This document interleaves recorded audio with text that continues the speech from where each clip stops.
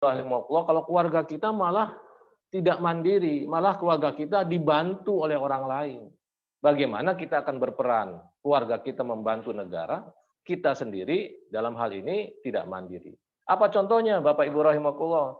Contohnya saat sekarang ini banyak masyarakat mendapatkan bantuan BLT, ya. Bahkan orang-orang yang dianggap mampu, punya motor, punya apa, rumahnya bagus juga mendapatkan bantuan BLT. Mereka punya karakter meminta, ya, karakter ingin mendapatkan sesuatu, bukan karakter ingin memberikan sesuatu, tapi mereka berebut ingin disebut menjadi orang miskin, bahkan marah-marah ketika tidak terdata di dalam pendataan bantuan. Ini kan karakter saat sekarang ini sedang terjadi, Bapak Ibu rahimakumullah. Nah, ini sangat berbahaya.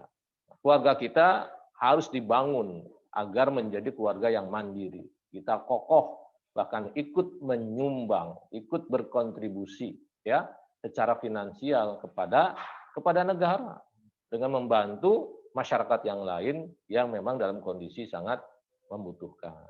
Ini perlu, ya. Maka poin yang ke-8 kemarin kalau nggak salah itu adalah menjaga agar terampil dari sisi ekonomi. Tujuannya tadi agar keluarga kita menjadi keluarga yang mandiri. Yang ketiga, Bapak Ibu rahimakumullah, adalah menjaga kemajuan. Jadi bagaimana keluarga kita ini untuk bisa maju, terlihat, ya, keberhasilan prestasinya. Sebagaimana Allah berfirman, "Walladzi arsala rasulahu bil huda wa dinil haqq liyudhhirahu 'alad dini kulli walau karihal musyrikun." Surat As-Saff ayat 10. Ya, kita diperintahkan, ya, melalui ayat tersebut bahwa dialah Allah Subhanahu wa taala, "Walladzi arsala rasulahu bil huda wa dinil haqq." Yang mengutus baginda Nabi Muhammad sallallahu alaihi wasallam. Rasulahu bil huda, dengan membawa petunjuk, wa dinil haq, dan agama yang benar. Apa tujuannya? Liyudhhirahu 'alad dini, agar menzohirkan. Apa sih makna zohir? Zohir maknanya terlihat jelas, nampak, ya, wujud, ya, tinggi, sehingga orang melihat semua. Nah, ini. Jadi kita pun sama, sebagaimana diperintahkan oleh Allah kepada baginda Nabi Muhammad SAW, keluarga-keluarga kita menjadi apa? Terlihat, muncul, berdiri tegak, ya, nampak dari luar terhadap kemajuan dan prestasi keluarga. Anaknya Masya Allah, baru usia SD sudah hafal 30 juz, Masya Allah. Ini anaknya sudah perguruan tinggi, dari sejak SMA tidak pernah meminta dikirim uang, dia sudah mandiri secara ekonomi. Kalau bayar SPP tetap orang tuanya, tetapi kaitan dengan uang jajan dan sebagainya, anak ibu dan bapak sudah mandiri, alhamdulillah. Jadi orang lain tuh melihat keluarga kita, Masya Allah, ya, nampak maju, nampak prestasi. Nah, dari situ berarti kita telah berkontribusi kepada negara. Keluarga-keluarga yang kokoh, keluarga-keluarga yang maju, keluarga-keluarga yang berprestasi. Nah, ini bukan simsalabim, ya, tetapi tadi saya katakan dari poin 1 sampai 9 itu dilaksanakan, bukan dihafalkan, ya, 1 sampai 9, tapi diamalkan. Sehingga ujung yang terakhir itu adalah buah dari usaha kita yang luar biasa. Masya Allah, sangat berat, ya, untuk mengusahakan, mengamalkan dari poin 1 sampai 9 tersebut.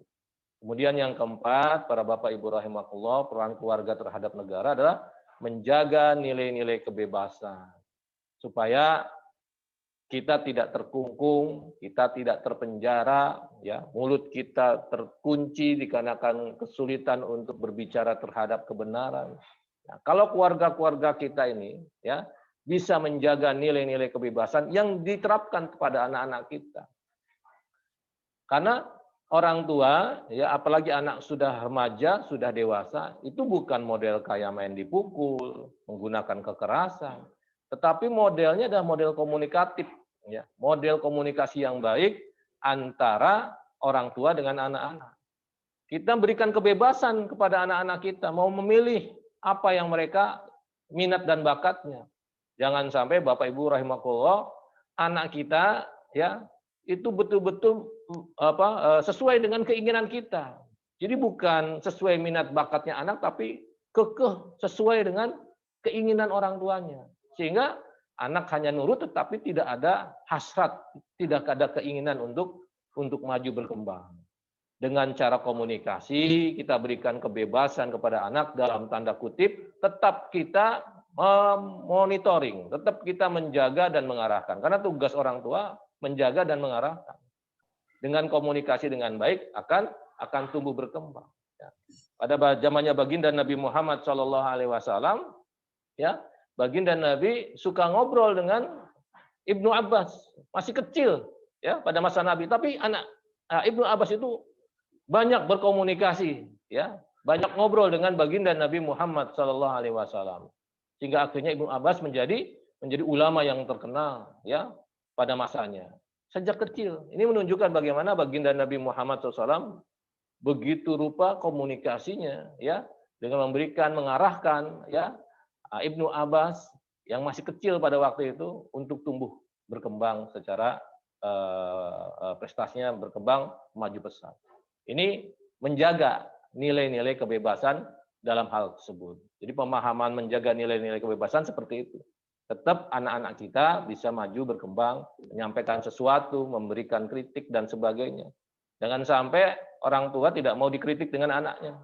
Pernah suatu saat Umar bin Khattab yang dikenal tegas, ya, mungkin galak menurut masyarakat, berjalan, ya, kemudian ada anak-anak yang bermain, ada yang main yang kelereng dan sebagainya lah, ya, pada waktu itu anak-anak kecil. Melihat Umar bin Khattab lewat, ada teriakan dari anak-anak. Umar lewat, Umar bin Khattab lewat. Wow, semua lari semua, ketakutan. Tapi ada satu anak yang tidak lari, dia tetap aja asik bermain. Maka didatangi oleh Umar bin Khattab. Wahai anakku, kenapa kamu diam saja? Kamu nggak ikut lari dengan teman-teman yang lain pada berlari, tapi kamu tetap masih bermain di sini. Engkau tidak takut kepadaku? Maka jawab anak tersebut, wahai Umar, ya, saya hanya takut kepada Allah. Saya tidak takut kepada makhluk, saya tidak takut kepada Anda, saya takut hanya kepada Allah Subhanahu wa Ta'ala. Masya Allah. Anak kecil bisa memahami seperti itu. Dia tidak ada ketakutan untuk menyampaikan, ya, kebebasan dia melakukan sesuatu.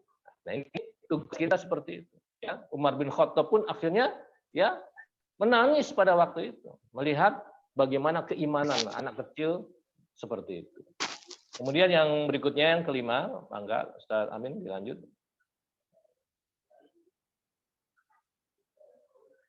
Yaitu menjaga nilai-nilai keadilan dan persamaan hak. Nah, ini penting Bapak Ibu rahimakumullah. Bagaimana peran keluarga memberikan kontribusi kepada negara dengan memberikan atau menjaga nilai-nilai keadilan dan persamaan hak, terutama dalam keluarga. Sehingga anak-anak kita memiliki pemahaman tentang mana adil. Memiliki pemahaman tentang mana adil, yaitu menempatkan sesuatu pada tempatnya. Dan itu diterapkan. Tidak boleh kita punya anak 5, ya, hanya satu orang saja yang diperhatikan, yang lain tidak diperhatikan. Mereka punya hak, ya, anak-anak kita punya hak. Atau dengan pasangan hidup kita, suami dan istri kita juga harus nilai-nilai keadilan dan persamaan itu harus ada. Sehingga anak-anak kita, keluarga kita menjadi kompak karena merasa tentram di dalam rumah tangganya, merasa tentram di dalam keluarganya. Banyak keluarga yang akhirnya porak-poranda karena di dalam rumah tangganya, di dalam keluarganya tidak ada unsur keadilan dan persamaan. Mereka menganggap keluarga kita menjadi keluarga yang culas, hanya memikirkan hanya 2 orang saja, tidak memperhatikan dengan yang lain. Kadang-kadang anak-anak karena dia tidak paham, memandang kita ini sebagai orang tua, mereka tidak sayang kepada kita. Ya, ini segera, ya, ini namanya potensi destruktif yang segera harus kita selesaikan. Kita dekati anak tersebut, kita kumpulkan semuanya, kita berikan pemahaman, hak-hak mereka kita penuhi semua, unsur keadilan diberikan, ya, kepada mereka anak-anak kita. Insya Allah mereka pun akan tumbuh berkembang, ya, memiliki karakter yang tadi sama, memiliki nilai keadilan dan persamaan hak kepada orang lain. Dijaga agar mereka juga menghormati, ya, hak orang lain. Jangan kekeh, ya, jangan ngotot sesuatu yang membuat orang lain menjadi menjadi tersinggung, menjadi hak mereka menjadi terkurangi gara-gara karena kita ngotot dan sebagainya. Hal-hal tersebut kita ajarkan di dalam rumah tangga. Yang terakhir, Bapak Ibu rahimakumullah, keluarga kita memberikan kontribusi negara dengan cara memperhatikan penahapan sesuai jenjang usia dalam menerapkan tujuan-tujuannya. Jadi Bapak Ibu rahimakumullah terus fokus kepada tumbuh kembang anak. Dari masa kecil, remaja, dewasa, bahkan ketika mereka masuk kepada rumah tangga. Kita perhatikan jenjang usia mereka secara baik. Dan kita berikan tarbiyah atau pendidikan sesuai dengan jenjangnya. Tadi saya katakan kalau usia remaja tidak hanya model menyuruh dan sebagainya, tapi dengan model komunikatif, ya, dua arah, itu membuat mereka senang, ya, tenang dan senang karena diperhatikan. Kadang anak itu, mohon maaf, kadang-kadang kita main HP, kirim SMS saja kepada anak kita. Padahal anak kita pengen ditelepon. Nah, ini kita karena nggak memperhatikan hal itu, dianggapnya udah cukup melalui SMS. Padahal anak ingin mendengar suara kita. Alhamdulillah, ayah telepon, ibu telepon. Ya, kita nanyakan gimana nak kabarnya? Ya, sudah makan belum? Ya, sudah ngaji belum dan sebagainya. Itu senang. Nah, ini penahapan jenjang usia itu harus diperhatikan.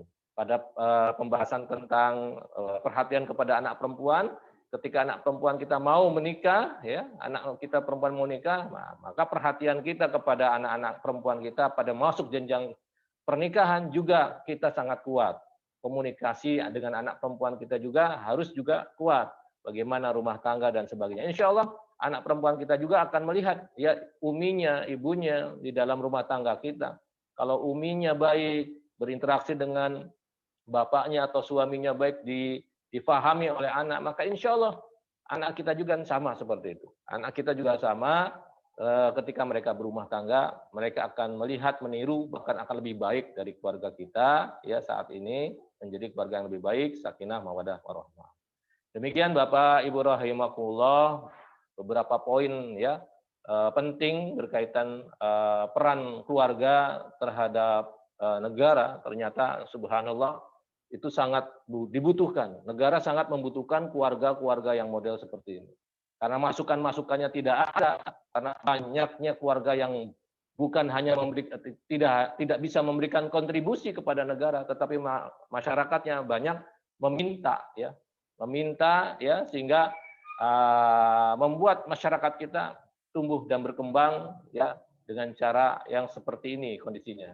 Walaupun memang betul negara punya kewajiban untuk memberikan kesejahteraan kepada masyarakat. Tetapi kita sebagai masyarakat, sebagai keluarga harus menunjukkan bahwa kita pun bisa kemandirian di dalam rumah tangga, kemandirian di dalam keluarga, sehingga beban-beban ini menjadi ringan. Wallahu a'lam bishawab. Mangga Bapak Ibu, kami buka untuk sesi tanya jawab ya, ataupun masukan, informasi ya. Alhamdulillah kita juga dihadiri banyak dari kota-kota yang lain dalam kesempatan ini. Jadi hari ini kita akan berbicara poin ke-10, yaitu kaitan dengan pengaruh ya keluarga terhadap negara. Mangga Pak Ustadz Amin, barangkali ada yang sudah ditanya melalui chat dan sebagainya, kami persilakan. Bapak Ibu mangga untuk bisa menambahkan ya, kita ngobrol Bapak Ibu rahimakumullah, karena ini mengobrolkan diri kita semua berkaitan dengan keluarga, rumah tangga, yang kaitan dengan suami, istri, anak-anak kita, agar keluarga kita menjadi keluarga yang kokoh, yang bisa memberikan uswah hasanah, suri tauladan yang baik ya kepada lingkungan kita. Di sini ada Ustadz Agung Setiadi, ada Pak Asep, mangga yang lain juga ada dari yang lain, mangga Bapak Ibu kami persilakan.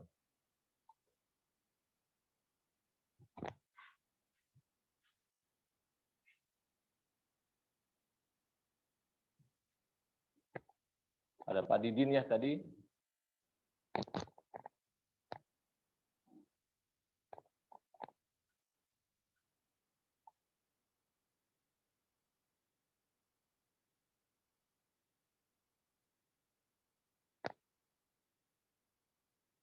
Enggak, Bapak Ibu ada yang ingin disampaikan, ada yang ya ini ada Pak Didin Nuryadin dari Bau-Bau ya.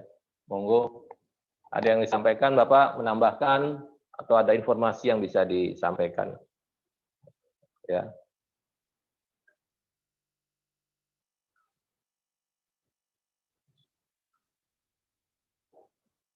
Bisa diputar lagi Kak materinya yang 1 sampai poin 10, barangkali Bapak Ibu ada yang tertinggal ingin menanyakan atau menguatkan, mangga kami persilahkan.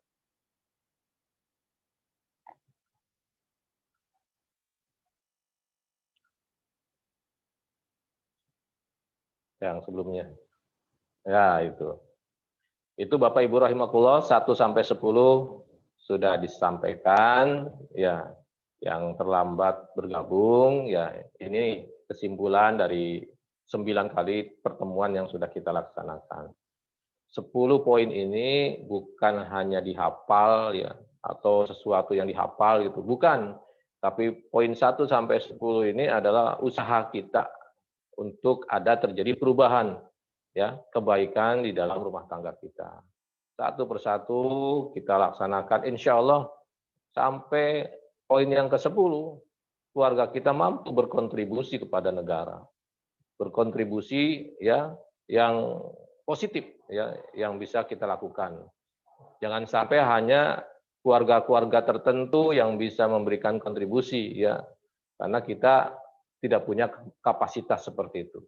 Tapi dengan mengusahakan keluarga kita menjadi keluarga yang tadi disebut kokoh ya, zahir, tampil, bisa melihat orang lain terhadap kebaikan-kebaikan kita, insya Allah maka masyarakat yang lain itu akan bertanya, kita menjadi rujukan sebagai maroji ya, sebagai referensi dari kondisi-kondisi atau problematika masyarakat yang ada di lingkungan kita. Maka Bapak Ibu ada yang ingin ditambahkan atau ada hal yang lain yang ingin disampaikan? Ini ada pertanyaan dari Ibu Yuni ya. Bu Yuni, ya, penjelasan lagi apa itu prinsip-prinsip syariah dalam membangun rumah tangga. Oh iya, betul Bapak Ibu. Bahwa rumah tangga kita itu sejak awal berkomitmen, ya, pasangan atau yang ingin menikah, suami, istri, ya, calon pengantin putra, pengantin putri, ketika mau masuk ke dalam hidup rumah tangga, mereka masing-masing harus memiliki nilai-nilai prinsip-prinsip syariah terhadap pribadi mereka. Insya Allah pekan depan kita akan bahas kembali secara detail terhadap prinsip-prinsip syariah berkaitan dengan pribadi. Apa misalnya dalam kitab Ihya Ulumuddin Imam Ghazali itu menjelaskan tentang kewajiban kita untuk menuntut ilmu. Menuntut ilmu ada prinsip-prinsip yang harus kita laksanakan, yaitu diantaranya adalah kita harus belajar tentang akidah. Kedua, belajar tentang Al-Quran. Jadi Al-Quran itu kedua, ya, setelah kita belajar tentang akidah. Ya. Belajar Al-Quran itu juga dibagi lagi. Beliau menjelaskan pertama tentang makna atau maknawi, nilai-nilai yang ada dalam kandungan Al-Quran. Yang kedua adalah kaitan dengan bacaan tentang Al-Quran, ya, baca, ya, tahsin, tajwid itu dibahas. Kalau Al-Farabi, beliau menitik beratkan agar kita belajar dari sisi bahasa, ya, dari bahasa. Jadi kapasitas bahasa Arab, ya, kita belajar, maka akan kita bisa mengetahui tentang pelajaran-pelajaran diniyah yang lain. Makanya kita lihat kalau di pondok-pondok pesantren, ya, itu pelajaran bahasa Arab sangat ditekankan, ya, baik itu pesantren salaf ataupun kholaf, itu bahasa Arab sangat ditekankan. Gontor misalnya, dia menitik beratkan dari bahasa dulu. Setelah dia mampu si santri belajar bahasa Arab, maka dia mampu belajar tentang ulumuddin yang lain yang menggunakan teks, ya, Arab, ya, buku-buku referensi yang berbahasa Arab, sehingga mereka terampil, ya, mampu membaca, mampu berbicara. Nah, Itu konsep pendidikan Al-Farabi seperti itu. Jadi kaitan dengan prinsip-prinsip ya Islam, ya syariah Islam terhadap pribadi-pribadi seperti itu, yaitu nilai-nilai ya akidah, akhlak, muamalah itu harus ada pada diri kita. Sehingga ketika seorang laki-laki melamar ya kepada seorang perempuan, maka perempuan itu dilihat dulu ya bagaimana agamanya, bagaimana sholatnya, bagaimana bacaan Qur'annya. Jadi bukan hanya dilihat dari sisi kecantikannya, wajahnya, kedudukan dalam masyarakatnya, nasabnya, tapi nilai agamanya didahulukan. Nah, untuk bisa melihat bagaimana nilai agamanya bukan hanya sekedar akhlaknya baik. Pemahaman terhadap nilai-nilai agama itu bagaimana? Ya, sehingga orang menuju pernikahan itu masing-masing sudah memperbaiki diri mereka masing-masing. Maka terwujudlah rumah tangga yang rumah tangga di bawah prinsip-prinsip syariah seperti itu. Begitu Bu Yuni. Ada lagi, Bangga? Pak Ustadz, mohon pencerahan, kenapa bisa negara dibangun dalam keluarga? Padahal negara itu kan luas, Pak Ustadz. Betul. Tadi saya sampaikan ayatnya, surat Al-Hujurat, bahwa terbentuknya negara itu adalah terbentuknya bangsa dulu. Jadi bangsa Indonesia akhirnya menyepakati karena ada persamaan ya secara psikologis ya terhadap bangsa itu, khususnya bangsa Indonesia dijajah dari bangsa lain sejak Portugis, Spanyol, ya, Inggris, ya, kemudian Belanda, Jepang. Jadi begitu kuat ya keinginan bangsa Indonesia menjadi sebuah negara yang kuat. Sehingga tanggal 17 Agustus 1945 lahirlah yang namanya negara Indonesia. Sebelum menjadi suatu bangsa itu terwujud dari bersuku-suku dulu. Ada suku Madura dan sebagainya. Maka Bapak Ibu rahimakumullah bisa mempelajari bagaimana munculnya terwujudnya bangsa Indonesia dalam sejarah bisa dipelajari ya. Awalnya bagaimana ya sampai terbentuknya suku-suku yang ada di Indonesia itu bagaimana. Nah, kemudian terbentuknya suku-suku itu dari mana? Dari keluarga-keluarga besar. Suku-suku itu keluarga besar. Kemudian suku tersebut yang besar mulai dalam tanda kutip ya mengaksisi atau menguasai keluarga yang lain sehingga bertambah besar suku tersebut ya. Bapak Ibu bisa melihat Arab Saudi itu mampu dikumpulkan kabilah-kabilahnya sama kabilah Saud. Ya, maka disebut Arab Saudi. Ya, itu diambil dari pimpinannya Raja Saud. Ya, di Najd mampu mengkondisikan, mengaksisi suku-suku kabilah-kabilah yang Arab. Semuanya dijadikan satu sehingga mereka menjadi sebuah negara yang namanya negara Arab Saudi. Jadi keluarga itu sangat penting. Keluarga itu sangat berfungsi yang sangat luar biasa terhadap negara.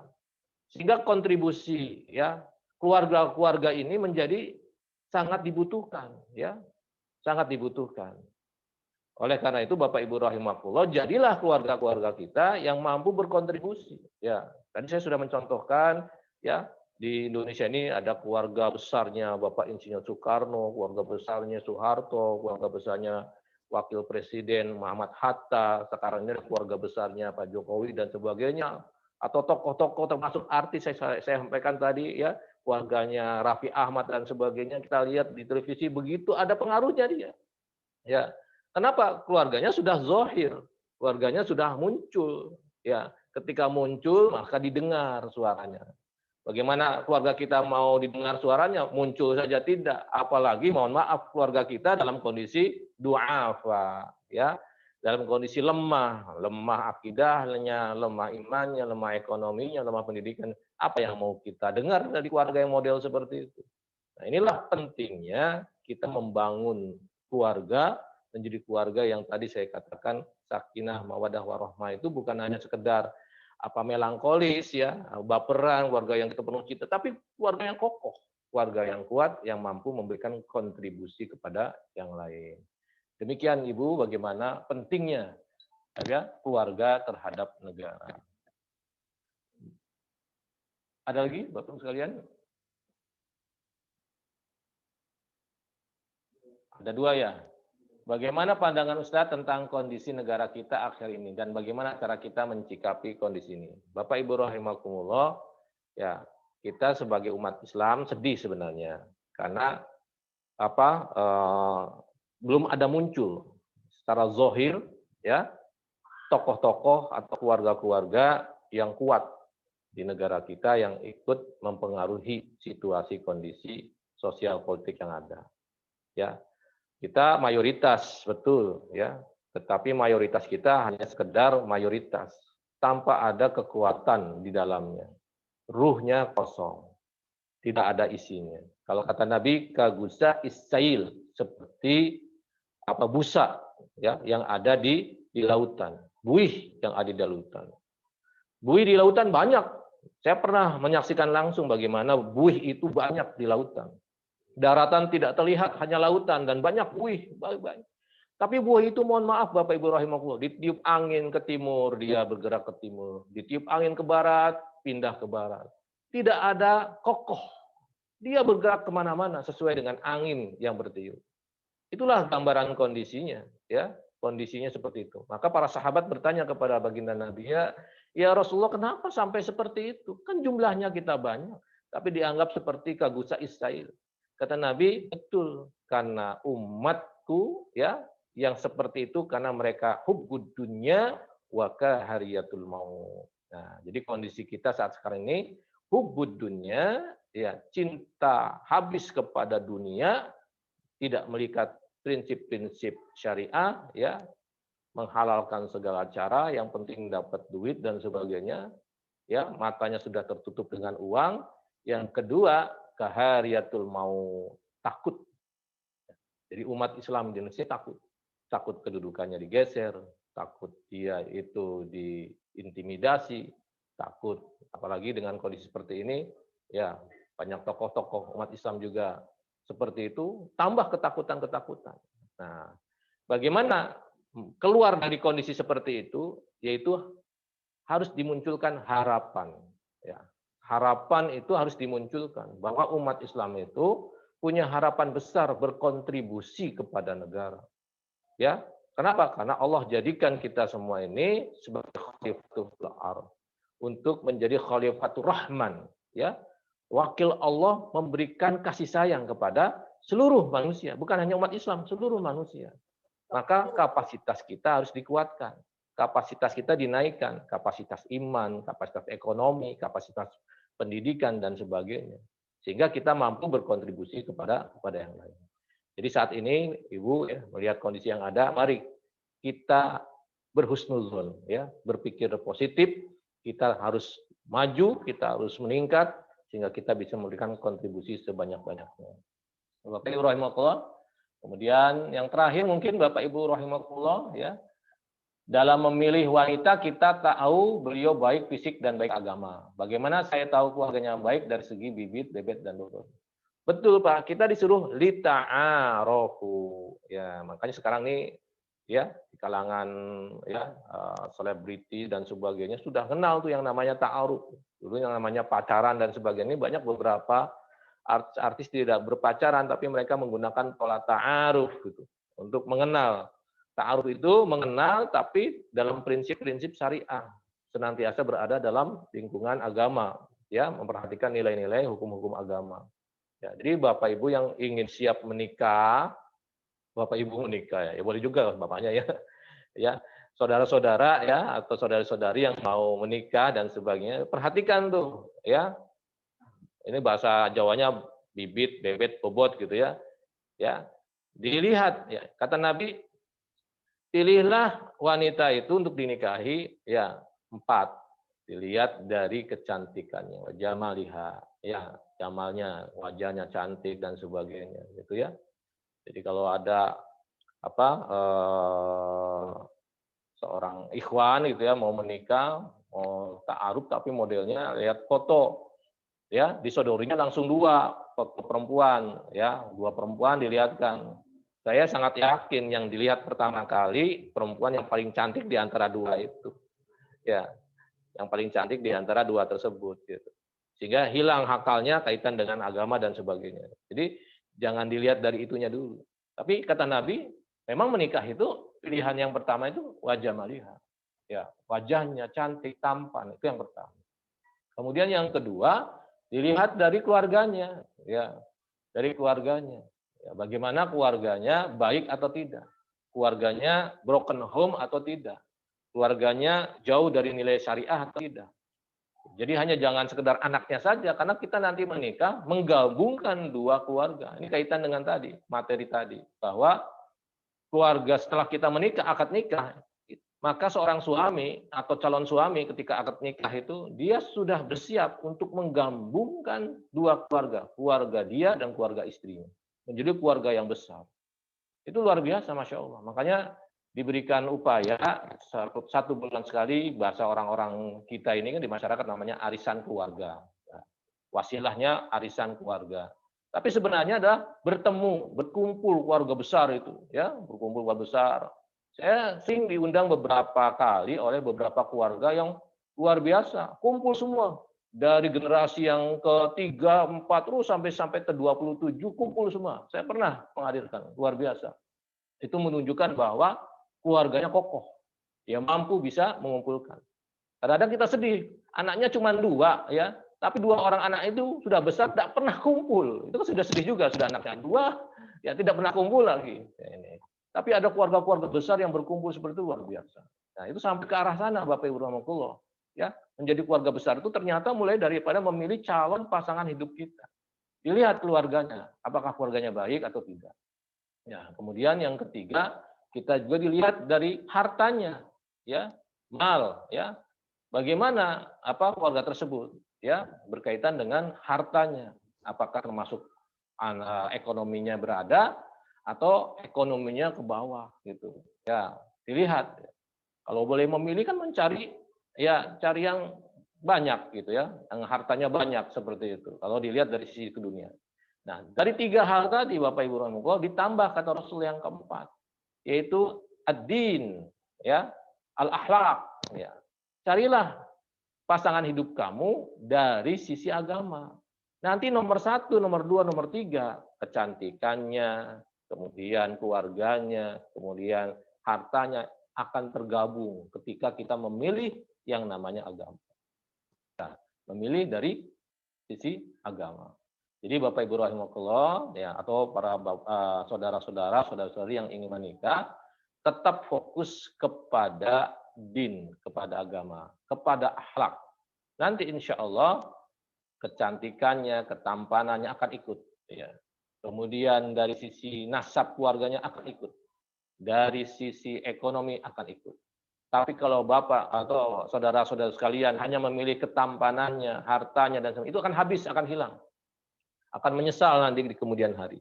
Tapi kalau kita melihat dari sisi din, ya, seorang wanita soleha bisa mampu diajak dia menderita dalam tanda kutip untuk menuju kesuksesan. Tapi kalau kita tidak melihat istri yang soleha, baru awal saja, mana? Kok saya tidak dinafkahi dan sebagainya. Wah. Tetapi kalau kita betul-betul melihat dari solehah, dia akan membantu, membackup kita sebagai seorang suami, sebagai kaum menuju kepada kesuksesan secara ekonomi. Itulah pentingnya memilih pasangan dari sisi agama. Wallahu a'lam bishawab.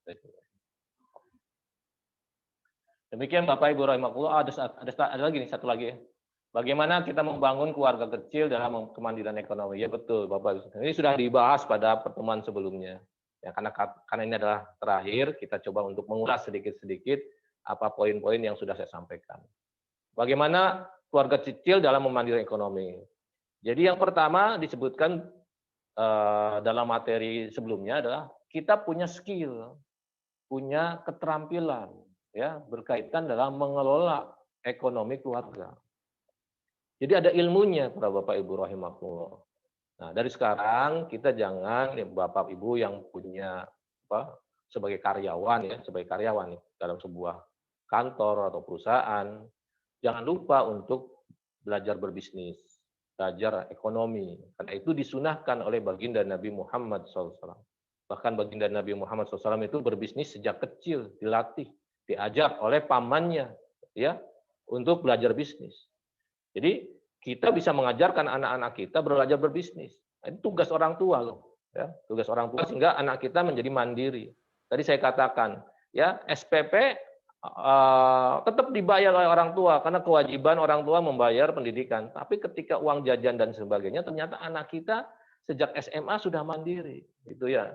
Bahkan saya sering kalau ngisi mahasiswa itu, ya, anak adik-adik mahasiswa itu, saya bilang, cobalah Anda sekalian bikin surat kepada orang tua, Bapak Ibu, alhamdulillah adik sudah kokoh lah dalam sisi ekonomi. Nanti Bapak Ibu nggak usah memberikan bayar SPP lagi.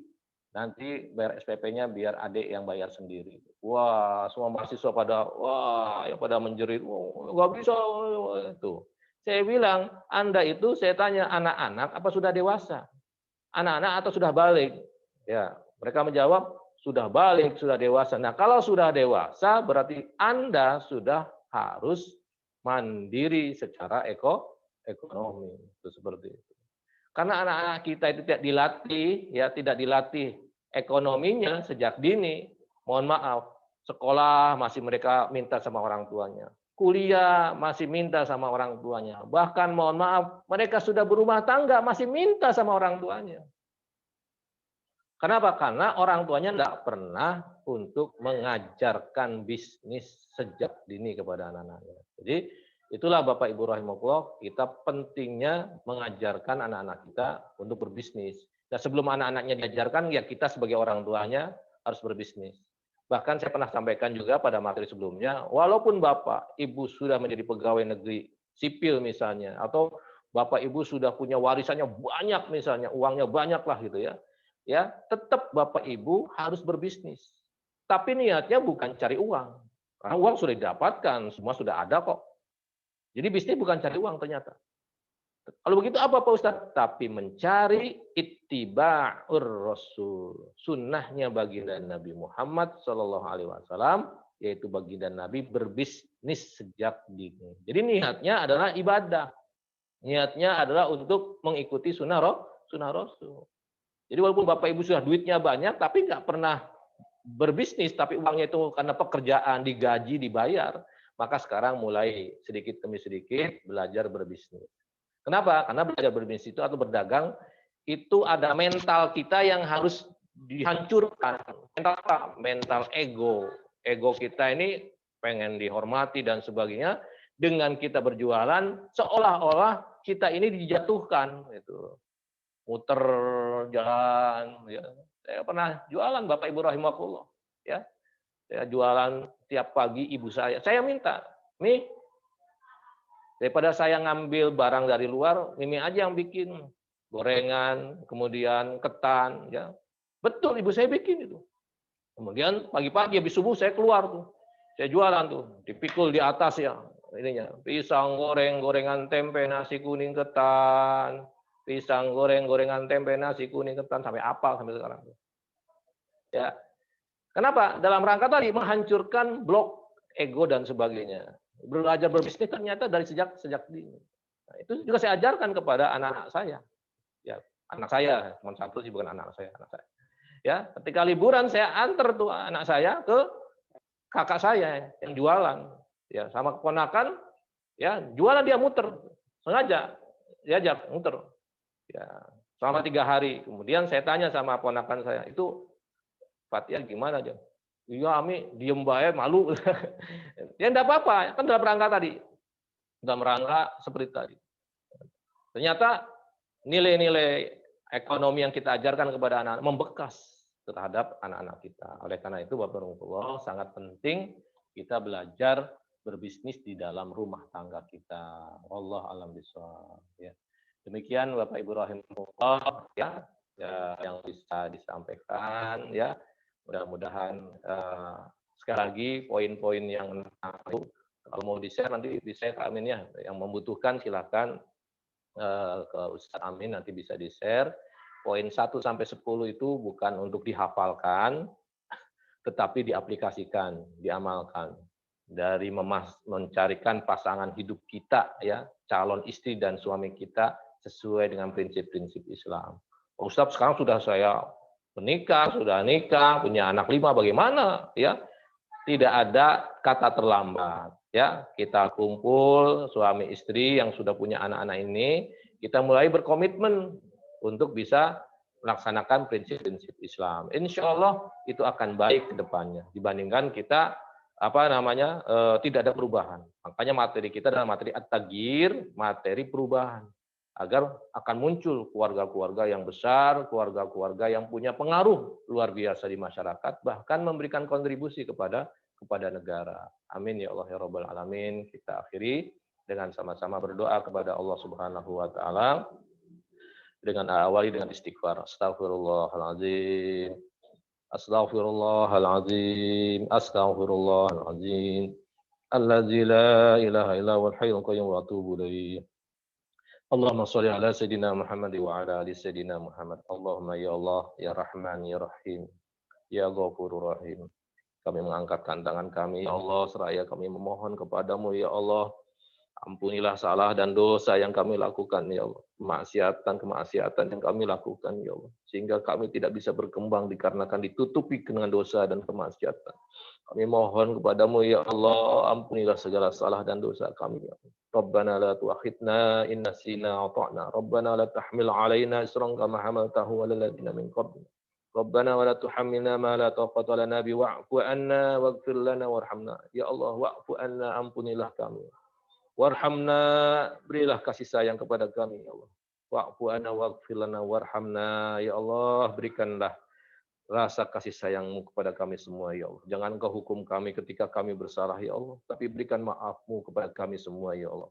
Rabbana ighfir lana dzunubana wa liwalidina warhamhuma kama rabbayana shighara. Allahumma ya Allah, berikanlah ya Allah kebahagiaan kepada kedua orang tua kami, ya Allah. Sayangilah mereka berdua, ya Allah, bapak ibu kami, ya Allah. Jikalau mereka telah tiada meninggalkan kami semua, ya Allah, ampunilah segala dosa dan kesalahannya, ya Allah. Diterima amal ibadahnya, ya Allah. Berkahilah di dalam kuburnya, ya Allah. Dan jadikanlah kami semua anak-anaknya menjadi anak yang saleh dan soleha yang senantiasa mendoakan kepada kedua orang tua kami, ya Allah. Rabbana hablana min azwajina wa min dzurriyyatina qurrata a'yunin waj'alna lil muttaqina imama. Allahumma ya Allah, anugerahkanlah kepada kami pasangan hidup kami, suami kami, istri kami, keturunan kami, orang-orang yang menyejukkan pandangan mata dan batin hati kami, ya Allah. Jadikanlah keluarga kami keluarga yang sakinah, mawaddah, warahmah, penuh limpahan rahmat dan hidayah-Mu, ya Allah. Rabbana atina fid dunya hasanah wa fil akhirati hasanah wa qina azabannar. Allahumma ya Allah, bahagiakanlah kami hidup di dunia ini, ya Allah. Mudahkanlah rezeki kami, ya Allah. Rezeki yang halalan, thayyiban, wasi'an, ya Allah. Yang penuh ridho-Mu, ya Allah. Jadikanlah dunia ini sebagai amal soleh buat kampung akhirat kami, ya Allah. Nanti, ya Allah, di akhirat kami, ya Allah, mudahkanlah urusan kami, ya Allah. Masukkanlah kami dalam jannah-Mu, ya Allah. Jangan pisahkan kami nanti di akhirat-Mu, ya Allah. Masukkanlah kami dalam jannah-Mu, ya Allah. Jauhkanlah kami dari siksa api neraka jahanam-Mu, ya Allah. Wassallallahu ala sayyidina Muhammad wa ala ali sayyidina Muhammad subhanaka rabbika rabbil izzati amma yasifun. Wassalamun ala mursalin walhamdulillahi rabbil alamin. Al-Fatihah. A'udzu billahi minasyaitonir rajim. Bismillahirrahmanirrahim. Alhamdulillahirabbil alamin, arrahmanir rahim, maliki yaumiddin. Iyyaka na'budu wa iyyaka nasta'in. Shiratal mustaqim, shiratal ladzina an'amta 'alaihim ghairil maghdubi 'alaihim waladdallin. Amin ya Allah rabbal alamin. Demikian Bapak Ibu sekalian yang dirahmati Allah Subhanahu wa taala, pengajian pada Sabtu pagi hari ini. Insyaallah pekan depan kita memulai dengan pelatihan kecerdasan terpadu. Apa itu kecerdasan terpadu? Insyaallah akan saya gambarkan pada pekan yang akan datang. Bapak Ibu tinggal menyiapkan alat tulis ya, bolpen dan kertasnya karena ada beberapa hal yang akan dikerjakan ya. Demikian, mohon maaf, terima kasih atas partisipasinya. Dan berikan informasi ini kepada yang lain agar muncul ya keberkahan, muncul inspirasi-inspirasi dari keluarga-keluarga muslim yang memang betul-betul komitmen untuk melakukan perubahan ke arah kebaikan. Demikian, billahi taufik wal hidayah. Assalamualaikum warahmatullahi wabarakatuh. Terima kasih, mohon pamit.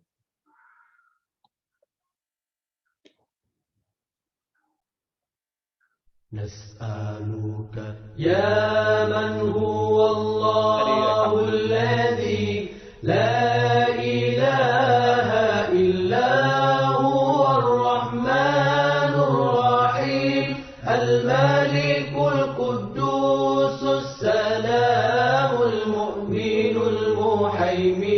العزيز الجبار المتكبر الخالق البارئ المصور الغفار القهار الوهاب الرزاق الفتاح العليم القابض الباسط الخافض الرافع المعز المذل السميع البصير الحكم اللطيف الخبير العليم العظيم الغفور الشكور العلي الكبير الحفيظ المقيت الحسيب الجليل الكريم الرقيب المجيب الواسع الحكيم الودود المجيد الباعث الشهيد الحق الوكيل القوي المتين الولي الحميد المحسن المبدع المعيد المحيي المميت الحي القيوم الواجد الماجد الواحد الصمد القادر المقتدر المقدم المؤخر الأول الآخر الظاهر الباطن الوالي المتعالي البر التواب المنتكم العفو الرؤوف مالك الملك ذو الجلال والإكرام المقسط الجامع الغني المغني المانع الضار النافع النور الهادي البديع الباقي الوارث الرشيد الصبور الذي ليس كمثله شيء وهو السميع البصير اللهم صل أفضل الصلاة على أسعد المخلوقات كسيدنا محمد وعلى آله وصحبه وسلم عدد معلوماتك ومداد كلماتك كل